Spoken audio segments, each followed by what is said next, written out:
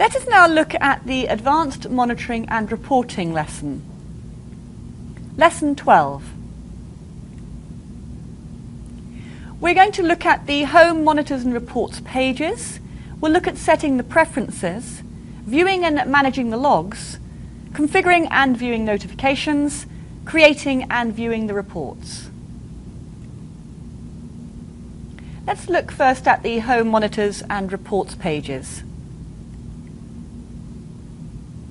So these are the three different pages in the SEPM where you can gather the information about your network environment, your security risks, and details about the client logging.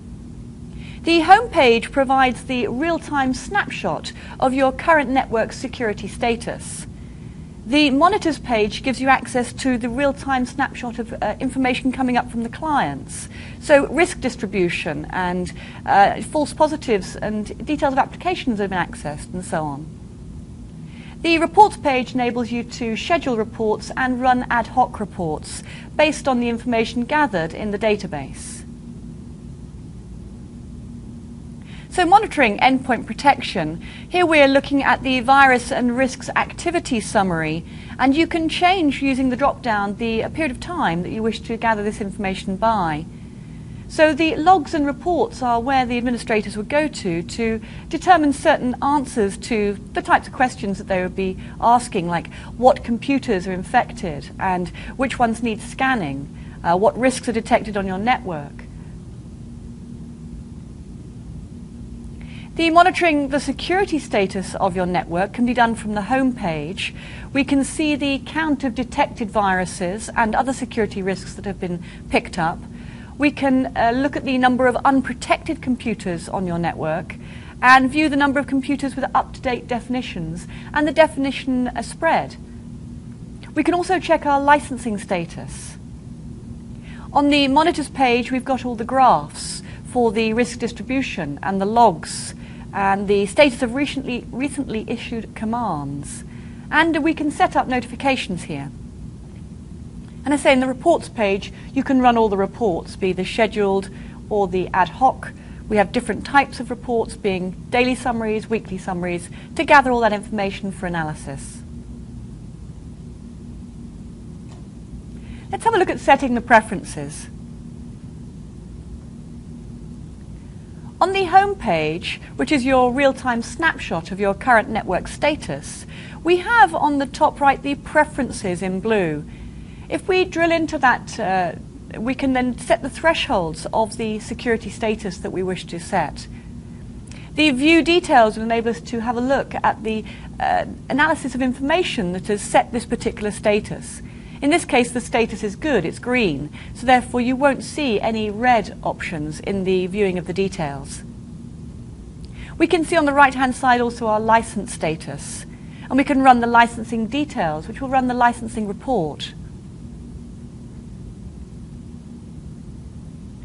Viewing the security status details, here on the home page we can now see a different snapshot where the security status is now attention needed, it's red. We can view the details to see why that has become red. We could look down on the bottom right-hand side for our favorite reports. These can be tailored. This is the only thing that can be changed on this particular screen. We can go in and edit and change to our 3 favored reports. These are specific to the user logged in. So we're going into our setting preferences from the Home and Monitor Summary page now. And we can see on the time range, we can specify the period of time that we wish to gather the information. We can set it to 12 or 24 hours. We can change the auto refresh rate from 15 minutes. We can decide on which types of notifications we wish to see, and the action summary display. On the preferences for security status, we can choose the thresholds that we decide to be good or bad. So at this point, we're saying the percentage of computers reporting auto protect off is set to 10. Now, when this threshold is reached and numbers go over and above 10, at that point it will turn the status to be red. So you can adjust these settings for the computers reporting download insight off, the sonar off, the network threat protection off, etc. And also the virus definitions being out of date, and decide how many days make them out of date. We can set preferences for the logs and reports. We can decide on what date format that we're interested in, and the date separator.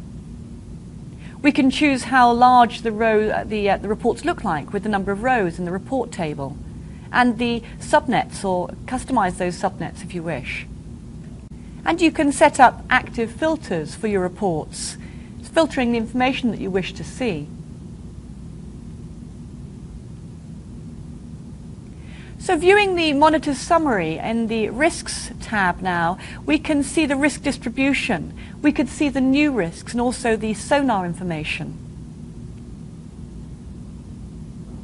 Under the network threat protection area, we can look at the information from top targets attacked by either groups, subnets, clients, or ports.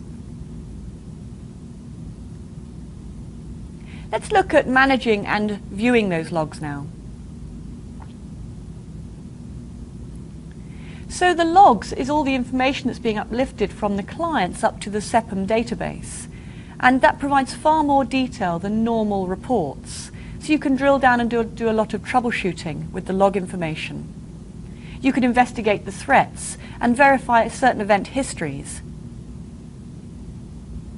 The logs are provided for the SEPMs and clients that communicate with those SEPMs.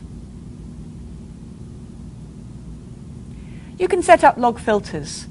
And so you could have the default filter, which has no restrictions at all, or customize the filter to be only certain types of information, maybe only infected computers.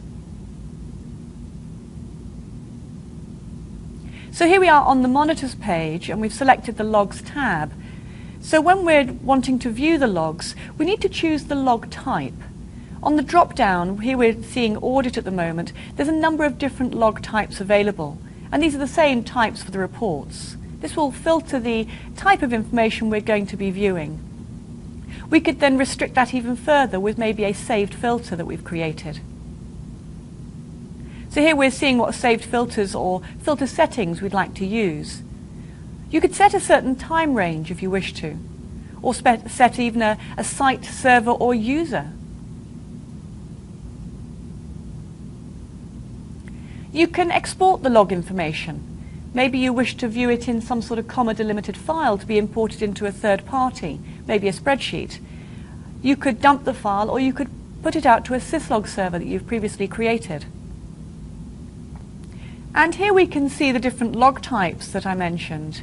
In this table we can see the log type on the left and the information that's gathered or seen when we select it on the right. We can view these audit logs. We can look at the details of specific lines, and here we can see we've highlighted one particular entry, and we can see further information about it. We can export this information in that comma delimited or out to a dump file. Here we're looking at the computer status log. We can see on the left-hand side the green diamond. That means there's no new infections. If you were to see a red diamond there, that would mean that there's a new infection, and the administrator would typically have to take an action. Once the administrator maybe has taken the action, they might want to clear the infected status, which is the task at the top.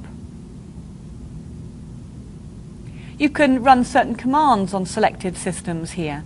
You could highlight the computer that you wish to check and run a command for scanning it. Here are the system log options. So on the log type we've chosen system this time, and we've said we want to use the log content. We can either choose administrator, client server activity only, client activity only, or enforcer activity. The enforcer activity is particular to the NAC, the Network Access Control, and you'd have to have that license and the enforcers set up to gather any information there. We can set up exceptions from these log events. Here we've got the exception types and the log types on the right-hand side.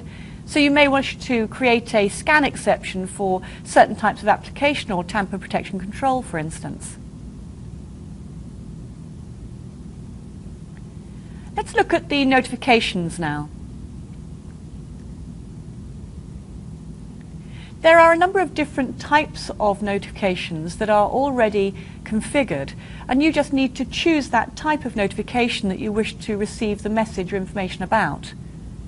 So here we can see the different types of notifications. We may wish to be warned about a new learned application, for instance, or a risk outbreak, or possibly a virus definition's out of date. And these then can be configured to send emails or pop-ups to the relevant people concerned. So here we're looking at the current notification conditions that have been set up. We can see we've got a notification to warn us about unmanaged or uncliented machines, and we're adding the entry into the database, and we're running a particular batch file, probably to install the client. We can see on the other actions that are available, we could email to an email address, or just add the entry in the database. Look at the old definitions notification type, and there we can set certain conditions that make that notification valid. So now we're saying if 2 computers with virus definitions older than 7 days, that will spark this notification to add a database entry.